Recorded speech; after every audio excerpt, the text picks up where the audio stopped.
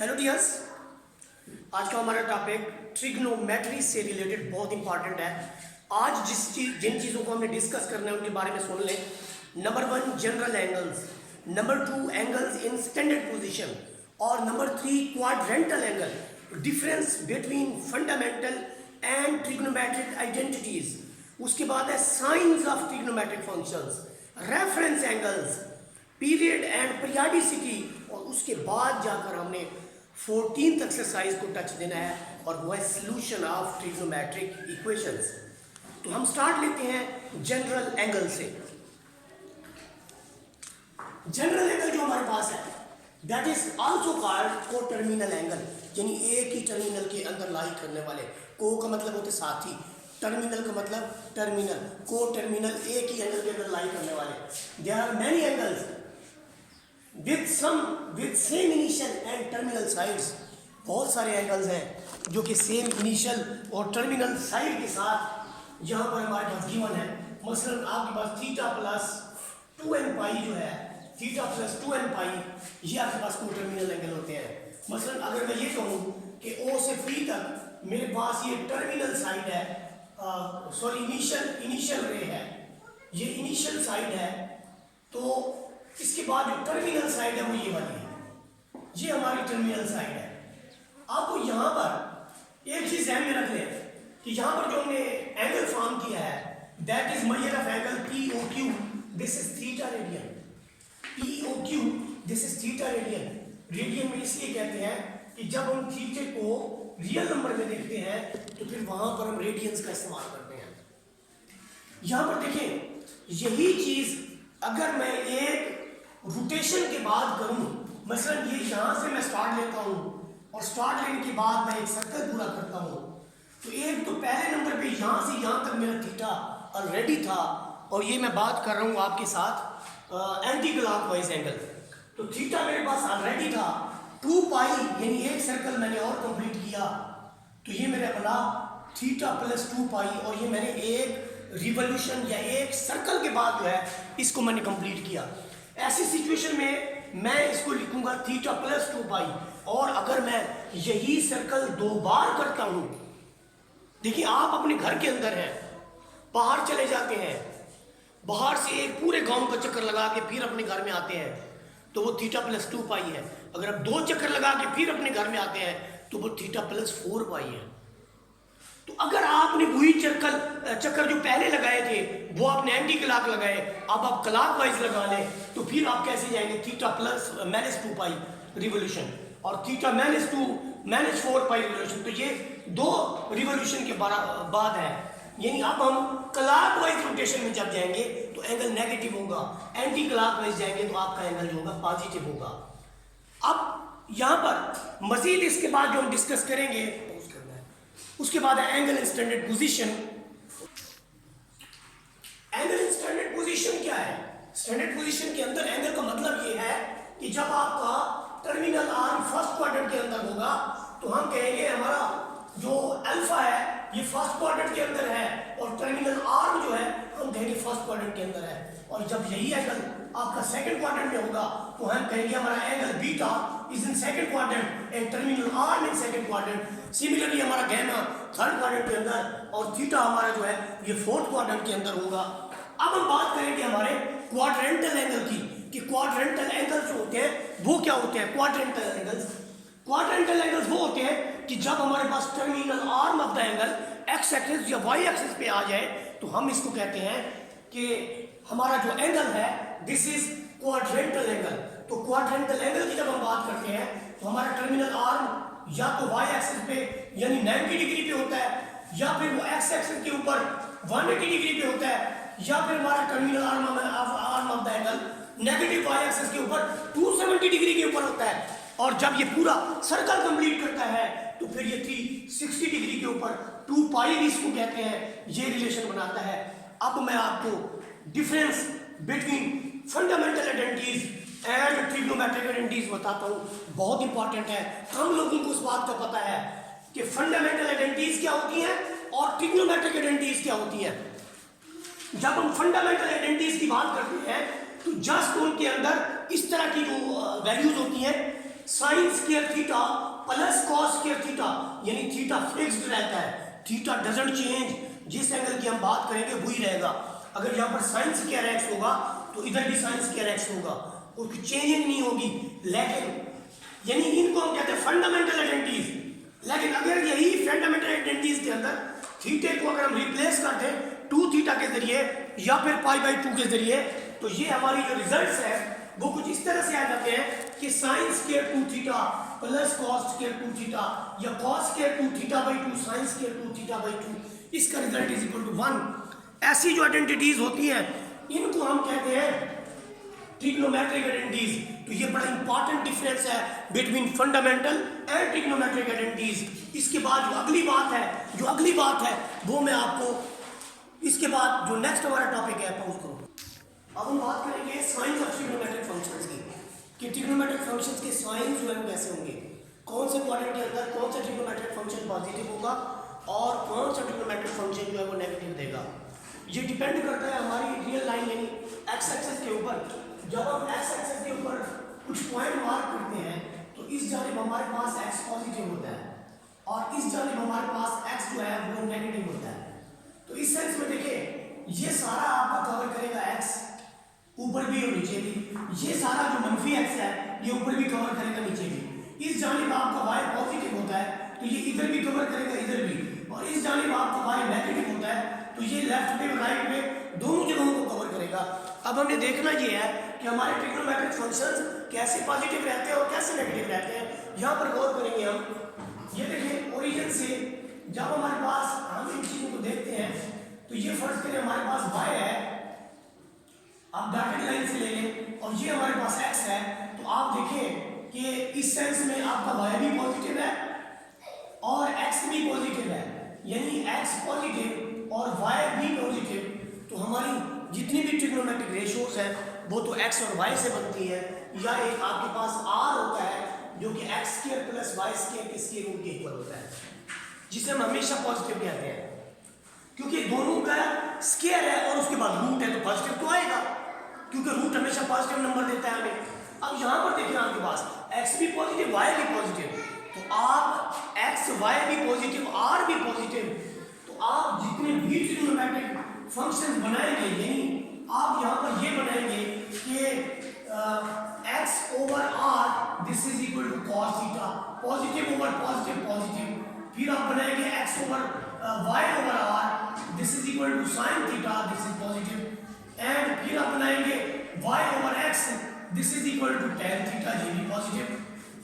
तो तीनों trigonometric ratios जो हैं इन x और y दोनों के पॉजिटिव होने की वजह से और r के पॉजिटिव होने की वजह से nominator positive denominator positive, nominator positive denominator positive, nominator positive denominator positive. जब ये सारी चीजें आपके पास पॉजिटिव है और आप बात कर रहे हैं फर्स्ट क्वाड्रेंट की, तो तमाम की तमाम ट्रिग्नोमेट्रिक रेशियोज जो है आपकी फर्स्ट क्वाड्रेंट के अंदर पॉजिटिव होगी। मैं इसको लिखने जा रहा हूँ, ये फिग मैं रेज कर रहा हूँ और यहाँ पर मैं लिख रहा हूँ ऑल पॉजिटिव। ऑल पॉजिटिव का मतलब क्या है कि तमाम की तमाम ट्रिग्नोमेट्रिक रेशियोज पॉजिटिव। अब मैं मूव कर रहा हूँ सेकंड क्वाड्रेंट की तरफ। अब मैं जितनी बात करूँगा वो मैं सेकंड क्वाड्रेंट की बात करूँगा। तो जब मैं सेकंड क्वाड्रेंट की बात करता हूँ और मैं कहता हूँ मेरी टर्मिनल आर्म सेकंड क्वाड्रेंट के अंदर है, तो मुझे यहाँ से x नेगेटिव मिलता है और y पॉजिटिव मिलता है। तो जो मेरी ट्रिग्नोमेट्रिक रेशियोज बनती हैं उसमें देखिए कि आपके पास y ओवर r है, r देखिए r आपका हमेशा पॉजिटिव रहेगा। जब आप r निकालते हैं तो आप करते हैं कि r is equal to x का स्क्वायर प्लस y का स्क्वायर, तो r तो पॉजिटिव होगा, तो एक वैल्यू आपकी पॉजिटिव दूसरी पॉजिटिव y भी पॉजिटिव r भी पॉजिटिव, तो आपके पास रिजल्ट आता है sin थीटा।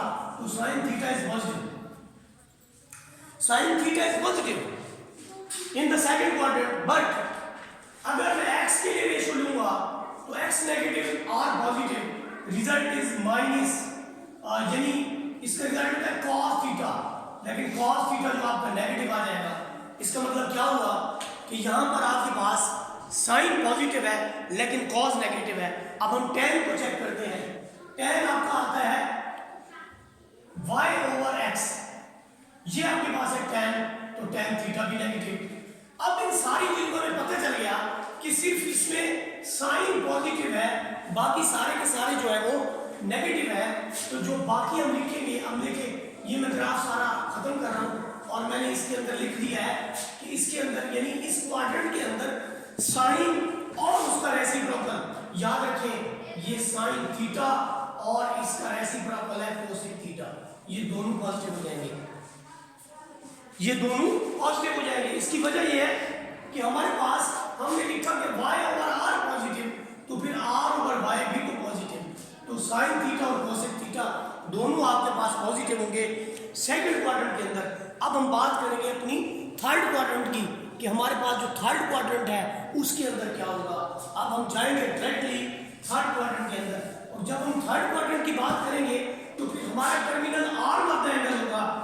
थर्ड क्वाड्रेंट के अंदर हम बात करेंगे कि थर्ड क्वाड्रेंट के अंदर जब टर्मिनल r हमारा आता है तो हमें क्या क्या चीज मिलती है। हमें यहाँ से आपको y मिलेगा और y आपका नेगेटिव है, यहाँ से आपका x भी नेगेटिव है, y भी नेगेटिव। तो देखें जरा गौर करें, तो r तो पॉजिटिव होगा, r पॉजिटिव होगा, यानी आप ये लिखेंगे कि माइनस एक्स ओवर r, तो cos थीटा नेगेटिव। इसी तरह से माइनस वाई ओवर r, ये आपके पास है जी साइन थीटा, तो ये भी नेगेटिव। बाकी आपके पास क्या रह गया, यानी आपका minus y over minus x, this is equal to tan theta. Minus over minus positive होता है, तो इसलिए टेन थीटा पॉजिटिव। तो इसके अंदर सिर्फ एक क्वांटिटी है जो पॉजिटिव आ रही है और उसका रेसिप्रोकल पॉजिटिव होगा। अब मैं उसको लिखने लगा हूं, वो कौन सी है, वो आपके पास है जी टेन थीटा, वो आपके पास है टेन थीटा इज पॉजिटिव। तो टेन के बाद इसका कॉट थीटा भी तो पॉजिटिव होगा। अब हम जाते हैं जी अपने फोर्थ क्वाड्रेंट की तरफ। जब हम फोर्थ क्वाड्रेंट की बात करते हैं तो हमें y नेगेटिव मिलता है, x पॉजिटिव मिलता है। जब x पॉजिटिव है तो x ओवर r जो कि cos थीटा है ये पॉजिटिव होगा, और y जो है minus y over r this will be negative. Also x positive, तो आपका y negative, y over x this is equal to tan theta, तो tan भी नेगेटिव और sin भी आपका नेगेटिव। तो इसके अंदर सिर्फ एक क्वांटिटी है जो पॉजिटिव है, वो है आपके पास cos थीटा। तो cos थीटा इसके अंदर पॉजिटिव, ये मैं लिख देता हूँ आपको कि यहाँ पर cos और उसका रेसिप्रोकल यानी cos थीटा और secant theta this will B positive, और बाकी तमाम ट्रिग्नोमेट्रिक रेशियोज नेगेटिव। अब हम इसके बाद मूव करेंगे रेफरेंस एंगल की तरफ कि रेफरेंस एंगल होता क्या है। वो एंगल जिसे हम फर्स्ट क्वाड्रेंट में कंसीडर करें that is called reference angle. मसलन मैं इसकी मिसाल लेता हूँ आपको कि अगर आपके पास साइन थीटा -1/2 है, साइन थीटा -1/2 है, तो हम थीटे का रिजल्ट लिख देते हैं कि थीटा हमारा π/2 है, लेकिन ये असल नहीं है।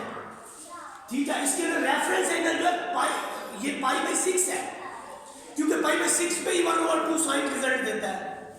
लेकिन जब हम सॉल्यूशन की बात करेंगे तो फिर हम उसकी क्वाड्रेंटल एंगल देखेंगे। वो देखने के लिए सबसे जो पहली बात है, जहां पर हम बात करते हैं ना कि थीटा इज इक्वल टू π/6, लेकिन वहां पर कौन सा नेगेटिव है। तो नेगेटिव क्यों है, क्योंकि अब ये क्लॉकवाइज चला गया है। जब ये आपका एंगल क्लॉकवाइज चला जाएगा तो आप फोर्थ क्वाड्रेंट के अंदर हैं, और फोर्थ क्वाड्रेंट के अंदर जो आपके पास रिजल्ट्स होंगे वो किस तरह से होंगे। एक आपका जो रिजल्ट होगा वो होगा आपके पास यानी साइन थीटा जो नेगेटिव होता है कौन से क्वाड्रेंट के अंदर होता है, वो आपको यानी साइन थीटा जो है ये आपका सेकंड क्वाड्रेंट के अंदर, थर्ड क्वाड्रेंट के अंदर और फोर्थ क्वाड्रेंट के अंदर। अब जो थर्ड क्वाड्रेंट का एंगल है वो ये वाला है, और जो फोर्थ क्वाड्रेंट का एंगल है वो ये वाला है। तो ये आपका बनेगा 7π/6 और ये आपका बनेगा जी 11π/6। अच्छा, इसके सॉल्यूशन के अंदर जब आप क्लॉकवाइज जाते हैं तो आप इसको -π/6 भी कह सकते हैं। तो रेफरेंस एंगल अलबत्ता यहां पर हमारा होगा π/6। मैं यहां पर क्वाड्रेंटल एंगल की बात कर रहा हूं कि आपका जो टर्मिनल आर्म होगा अगर इसके अंदर है, अगर ये इसके अंदर है तो फिर इसका मतलब क्या है कि ये इसके अंदर फर्स्ट क्वाड्रेंट के अंदर कब होगा, यानी फर्स्ट क्वाड्रेंट के अंदर तब होगा जब ये आपके पास ये टर्मिनल आर्म है, यहाँ पर आपके पास है थीटा। और देखें ये जो आपके पास फर्स्ट क्वाड्रेंट की बात है, अगर ये एक रोटेशन मुकम्मल करके आता है तो फिर ये आपके पास होगा थीटा प्लस 2 पाई, थीटा प्लस 2 पाई। और अगर ये दो रोटेशन मुकम्मल करके आता है तो ये आपके पास हो जाएगा थीटा प्लस 4 पाई। ये सिलसिला जारी रहेगा। अगर ये क्लॉक एंटी क्लॉक वाइज जाता है तो प्लस, और अगर ये क्लॉक वाइज चला जाता है तो फिर माइनस। तो इसलिए हर एंगल में जैसे 0 डिग्री यहां पर टर्मिनल आर्म है, आपका एक यानी यूं सिलसिला है कि आप एक सर्कल क्लॉक वाइज कंप्लीट करते हैं, एंटी क्लॉक वाइज ऐसे, तो फिर ये आपने क्या किया है 360 यानी 2 पाई रोटेशन की है। 0 डिग्री से वापस 360 डिग्री पे आएंगे तो ये रोटेशन होगी। लेकिन जब हम फर्स्ट क्वाड्रेंट की बात करते हैं तो अगर यहां पर हमारे पास थीटा है तो भी फर्स्ट क्वाड्रेंट होगा। दूसरा आपके पास है थीटा प्लस माइनस 2 पाई, ये भी आपका फर्स्ट क्वाड्रेंट होगा। या आप कह सकते हैं थीटा प्लस माइनस 2n पाई, ये भी आपका फर्स्ट क्वाड्रेंट होगा। अब हम बात करते हैं सेकंड क्वाड्रेंट की। जब हम सेकंड क्वाड्रेंट की बात करते हैं तो हम देखते ये है कि हमारा जो आर्म ऑफ द एंगल है वो कैसे बिहेव कर रहा है। देखिए जी, गौर करें, आर्म ऑफ द एंगल जो है वो कैसे बिहेव करता है। जब हमारा टर्मिनल आर्म सेकंड क्वाड्रेंट के अंदर है तो आप यहां से देखें, इसके अंदर जो रिजल्ट्स है यहां पर आता है π/2। तो π/2 से जैसे अगर आगे जाएंगे तो π/2 प्लस थीटा जो भी आपका होगा, यही आप यहां पर क्या रखेंगे π/2 प्लस थीटा। ये आपका किसके अंदर होगा सेकंड क्वाड्रेंट के अंदर। दूसरा एंगल आपका क्या होगा, दूसरा यहां से भी ले सकते हैं आप पाई माइनस थीटा। तो इसके अंदर दो एंगल होंगे, एक π/2 प्लस थीटा, दूसरा आपके पास होगा पाई माइनस थीटा। और जब आप यहां से थर्ड एंगल में मूव करेंगे तो अब आप पाई से आगे चले गए, 3 पाई भी इसी एंगल है, अब आप पाई से आगे चले गए।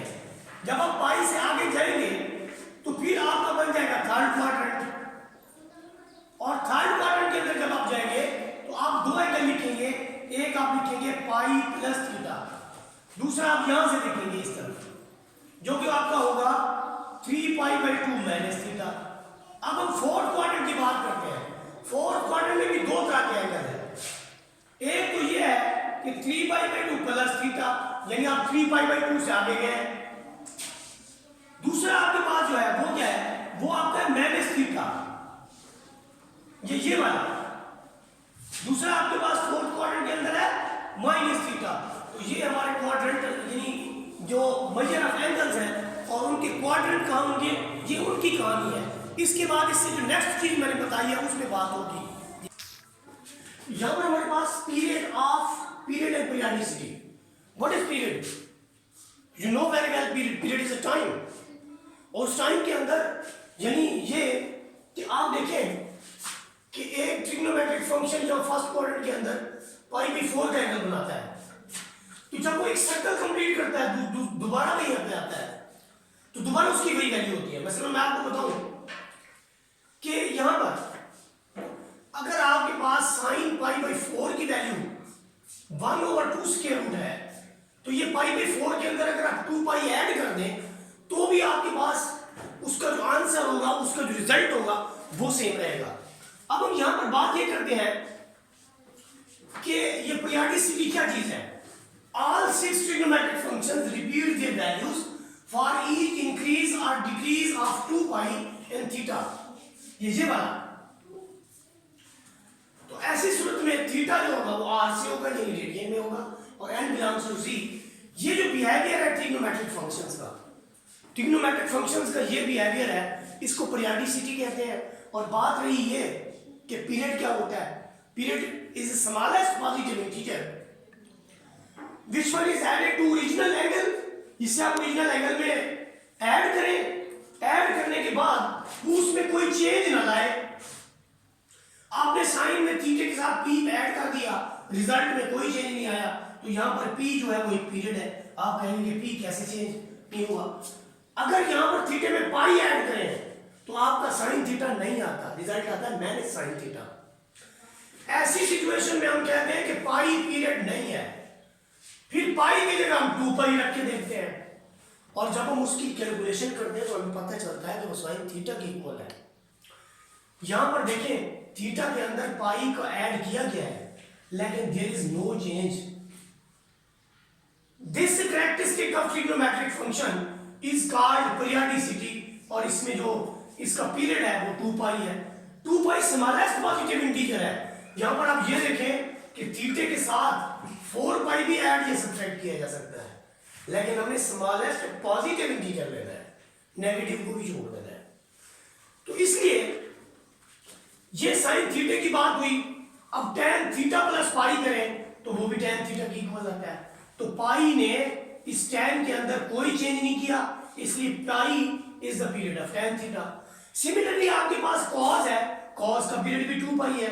अब यहां पर ये मैं आपको बताता चलूं कि जो साइन cos और इनके रेसिप्रोकल है, मतलब साइन का रेसिप्रोकल है कोसेक थीटा और cos का रेसिप्रोकल है सेकंड थीटा, इनके भी पीरियड्स, इन 4 के पीरियड्स जो है वो आपके पास 4 के जो पीरियड्स हैं वो हैं आपके पास इंडस्ट्रियल लेवल।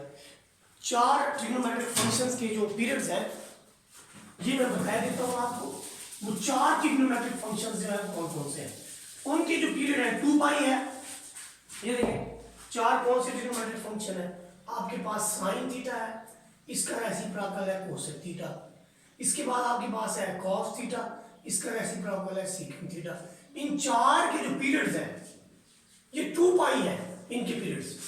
ये ट्रिग्नोमेट्रिक फंक्शंस के पीरियड है 2 पाई, जबकि tan थीटा और इसका रेसिप्रोकल है cos थीटा, इसका पीरियड है पाई। इन 2 का पीरियड पाई है, इन 4 का पीरियड जो 2 पाई है। अब हम इसके बाद जो हमारा लास्ट टॉपिक है वो ये है कि हम सॉल्यूशन ऑफ ट्रिग्नोमेट्रिक फंक्शंस की बात करेंगे। इससे next solution of trigonometric equations की जब बात करते हैं तो पहले तो हमें ये पता होना चाहिए कि ट्रिग्नोमेट्रिक इक्वेशंस कौन सी हैं। ट्रिग्नोमेट्रिक इक्वेशंस ऐसी इक्वेशंस जिनके अंदर एक कम से कम एक ट्रिग्नोमेट्रिक आइडेंटिटी जो है वो शामिल हो, दैट इज कॉल्ड ट्रिग्नोमेट्रिक यानी ट्रिग्नोमेट्रिक इक्वेशन। मतलब आपके पास है sine theta is equal to 0, तो ये साइन थीटा यानी इसकी वैल्यू 0 कब होती है, ये इसकी वैल्यू 0 तब होती है जब ये आपका एक्स एक्सिस पे आता है। एक्स एक्सिस के ऊपर एंगल या तो 0 डिग्री होता है या फिर थीटा यहाँ पर 180। इसी तरह से यानी आपके पास पाई भी इधर हो गया, इधर आपके पास 2 पाई है, इधर आपके पास फिर 3 पाई है, इधर आपके पास फिर 4 पाई है, इधर आपके पास फिर 5 पाई है। तो इसलिए हमने बजाय इतने के पाई पाई पाई करते रहे, एक एक पाई को तरस गए और पाई करते रहे, तो हमने लिख दिया theta is equal to n pi, where n belongs to z। इसको ना भूलें कि n बिलोंग्स टू z, और z का आपको पता है कि z असल में है क्या। z बड़ी काम की चीज है। z आपका सेट ऑफ इंटीजर्स है, 0 plus minus 1 plus minus 2 plus minus 3 up to so on. कैसे यंगस्टर z देखा हुआ ना आप लोगों ने, z देखा हुआ ना सेट z, तो ये वही है।